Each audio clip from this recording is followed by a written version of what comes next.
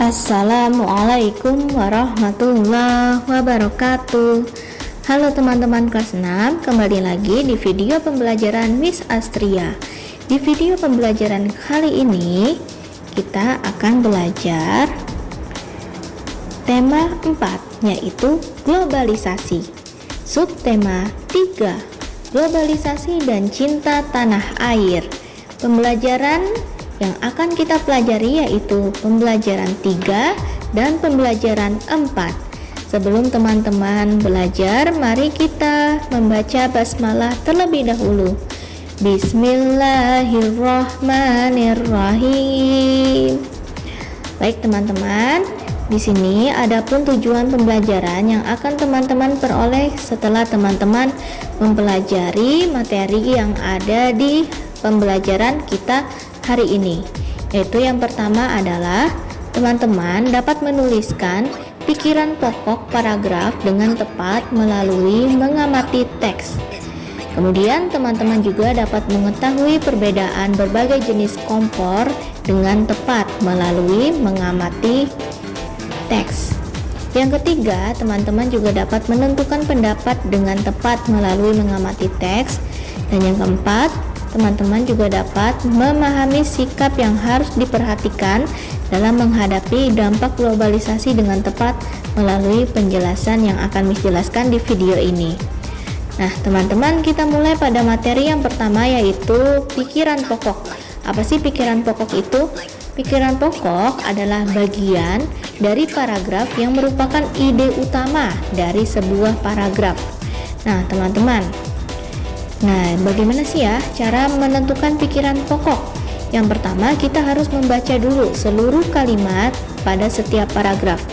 Setelah itu, kita tandai di awal kalimat, pada kalimat akhir, ataupun kalimat awal dan kalimat akhir paragraf. Karena di situ biasanya merupakan kalimat utama. Dan yang ketiga adalah menandai juga pikiran pokok yang ada di awal, di akhir, atau di awal dan akhir pada paragraf. Nah teman-teman, ini ada contohnya ya. Nah ini contohnya ada di buku paket teman-teman di halaman 104. Judulnya Minto Penemu Kompor Tenaga Surya. Kita baca di paragraf ke-1. Miss berikan contohnya. Berawal dari pemikiran bahwa suatu saat kayu hutan dan minyak bumi akan habis, Minto, 48 tahun, guru SDN Prambon, Kecamatan Dagangan, Kabupaten Madiun, Jawa Timur, memikirkan pembuatan kompor tenaga surya. Ketika itu tahun 1986, pengetahuannya tentang sifat lensa dan penerapannya terhadap panas mengilhami pembuatan kompor tenaga surya tersebut. Nah teman-teman, dari teks yang ada di paragraf ini tidak semuanya mengandung arti yang penting, mengandung kalimat yang penting. Nah, kita dapat tandai. Nah, di sini di paragraf ini ada di kalimat awalnya, yaitu yang penting berawal dari pemikiran bahwa suatu saat kayu hutan dan minyak bumi akan habis. Kemudian kita juga temukan kalimat utama atau pikiran pokok yang ada di paragraf ini pada kalimat terakhir di paragraf yang ke-1 ini, yaitu pengetahuan tentang sifat lensa dan penerapannya terhadap panas mengilhami pembuatan kompor tenaga surya tersebut. Nah teman-teman, untuk paragraf 1 ini pikiran pokoknya terdapat pada kalimat awal dan juga terdapat pada kalimat akhir di paragraf 1. Nah teman-teman, untuk teman-teman lebih dapat memahaminya lagi, teman-teman dapat mengerjakan tugas mencari pikiran pokok pada paragraf 1 sampai paragraf 5 dan juga bagian B di halaman 105. Teman-teman, semakin maraknya dampak globalisasi di sekitar kita juga mempengaruhi terhadap pemenuhan peralatan kebutuhan sehari-hari. Contohnya di sini ada kompor. Nah, teman-teman coba kita bandingkan kompor-kompor yang ada di sekitar kita. Ada kompor listrik, kompor gas, dan juga ada kompor minyak tanah. Namun untuk kompor minyak tanah ini sekarang ini jarang digunakan karena minyak tanahnya itu langka. Baik teman-teman, coba kita amati perbandingan pada macam-macam kompor yang digunakan di kehidupan sehari-hari kita. Yang pertama ada kompor listrik. Nah, kalau kompor listrik ini memiliki kelebihan yaitu hemat biaya, aman digunakan, memasaknya lebih cepat, serta mudah dibersihkan. Sedangkan untuk kekurangannya yaitu pemanasannya lebih lama dibandingkan dengan kompor gas dan tidak cocok digunakan untuk masak besar. Sedangkan untuk kompor gas ini memiliki kelebihannya yaitu praktis, api mudah diatur, bisa digunakan di dalam ruangan maupun outdoor di luar ruangan, dan juga banyak modelnya. Ada kompor gas tanam, ada kompor gas yang ditaruh di tatakan meja, dan juga ada kekurangannya nih teman-teman. Kompor gas ini memiliki resiko ledakan apabila gasnya tidak terpasang dengan sempurna. Kemudian harga tabung gas ini tidak menetap, kadang naik, kadang juga melambung tinggi sesuai dengan kebutuhan masyarakatnya. Kemudian juga ada kompor minyak. Nah, kompor minyak ini kelebihannya ini harganya lebih murah dan praktis digunakan. Untuk kekurangannya yaitu minyaknya sudah langka teman-teman. Minyak tanahnya sudah langka dan juga sulit dibersihkan. Nah teman-teman, kita lanjut ya ke materi berikutnya yaitu ringkasan. Ringkasan apa sih? Ringkasan ini adalah penyajian singkat suatu wacana. Nah, gimana ya cara untuk membuat ringkasan? Berikut ini langkah-langkah membuat ringkasan. Yang pertama, teman-teman harus memahami isi bacaan secara keseluruhan. Yang kedua, teman-teman mencatat atau menandai kalimat atau gagasan pokok di setiap paragrafnya. Selanjutnya, teman-teman menyusun kembali kalimat atau gagasan pokok tersebut menjadi sebuah tulisan yang utuh. Setelah itu, teman-teman memeriksa kembali yang sudah teman-teman tulis, apakah penggunaan ejaan dan bahasanya itu sudah tepat atau belum. Ini ada contoh kita membuat ringkasan di teks "Ayo belanja ke pasar tradisional". Nah, teman-teman coba amati yang ada pada layar. Teks tersebut teman-teman bisa dapatkan di buku paket halaman 108. Kita amati paragraf ke-1. Pada era digital yang serba modern ini, banyak orang yang enggan melangkahkan kakinya ke pasar tradisional. Pasar tradisional memang identik dengan kusam, bau, dan becek, sehingga mayoritas orang lebih memilih belanja di supermarket ataupun pusat perbelanjaan modern. Faktanya, banyak pasar tradisional yang kini telah dibangun dan diubah menjadi tempat jual beli yang bersih, aman, dan nyaman.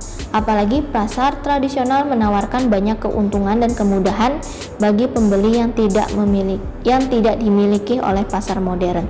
Teman-teman, dari paragraf ini kita memperoleh isi yang penting yaitu tentang pada era modern semakin banyak orang yang enggan ke pasar tradisional dibandingkan ke pasar modern. Nah, ini merupakan inti dari isi paragraf yang pertama. Selanjutnya di paragraf kedua kita amati, di pasar tradisional banyak yang dijual lengkap, barang yang dijual lengkap, dari rempah-rempah sampai barang kebutuhan sehari-hari seperti pakaian, perlengkapan mandi, alat tulis, semuanya tersedia di pasar tradisional. Barang-barang yang dijual di pasar tradisional harganya murah dan bisa ditawar. Selain itu, di pasar tradisional kita bisa mendapatkan bahan makanan yang masih segar. Berbelanja di pasar tradisional juga dapat menghemat waktu karena kita tidak perlu antri di kasir untuk membayar barang belanjaan. Jadi, inti dari paragraf kedua yaitu kelebihan berbelanja di pasar tradisional. Kita lanjut ke paragraf yang ketiga.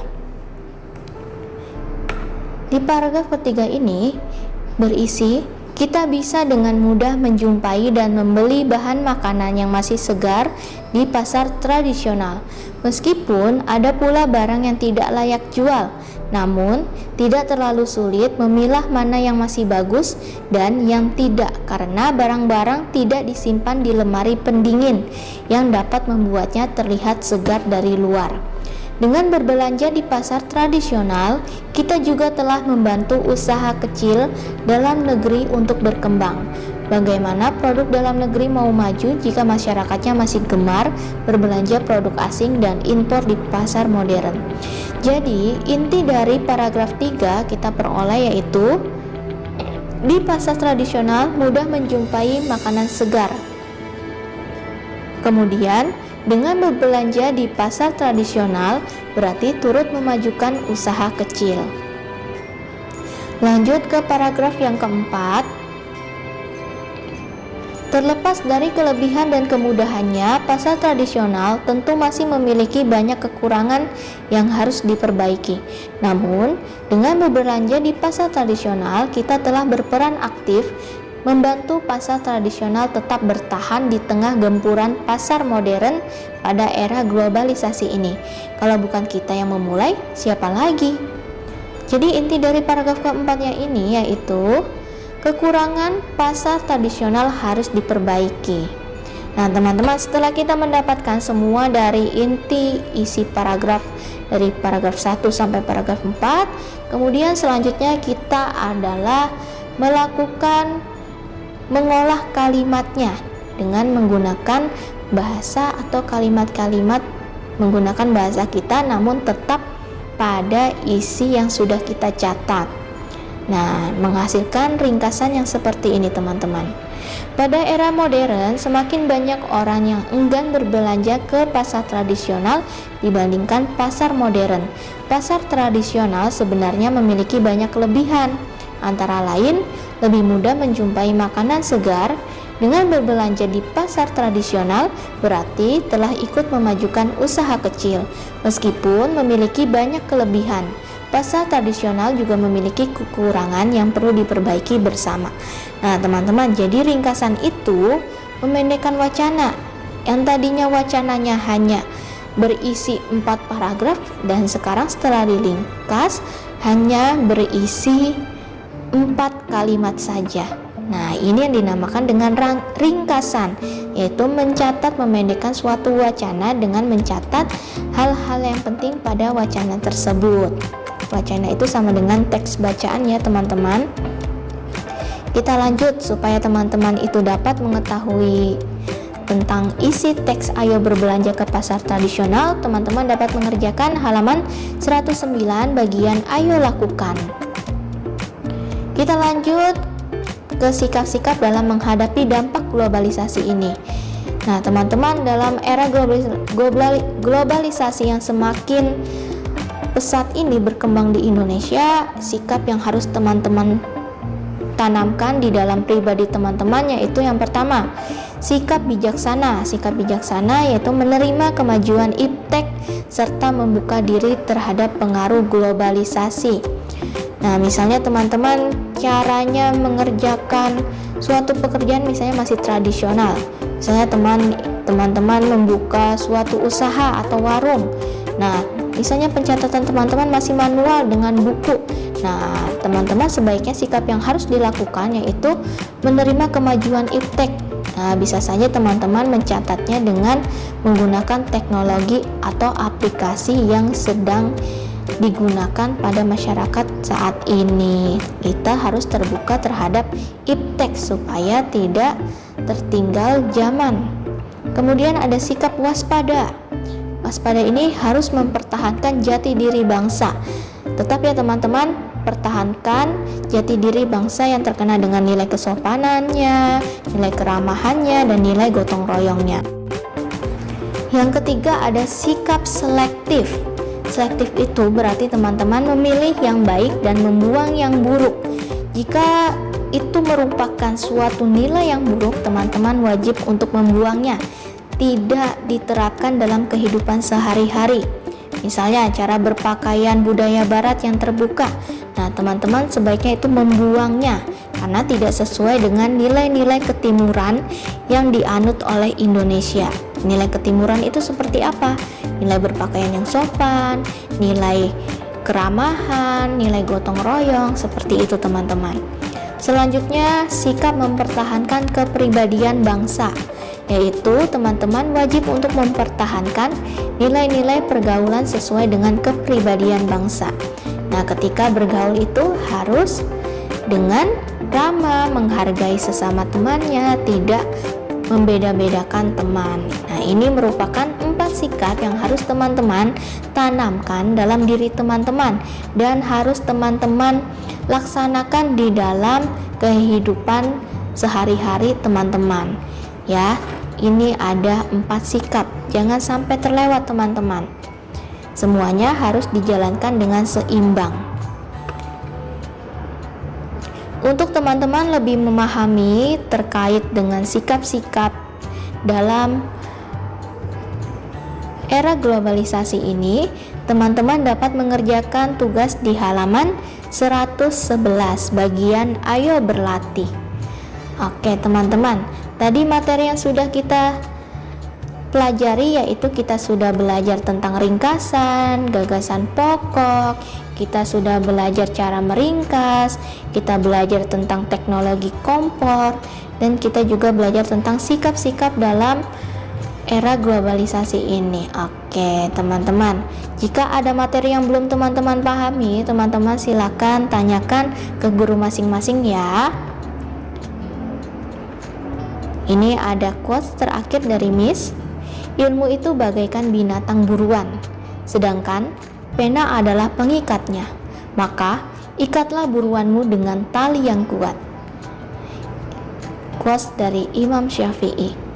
Akhir kata Miss akhiri, wassalamualaikum warahmatullahi wabarakatuh. Sampai ketemu di pembelajaran berikutnya teman-teman.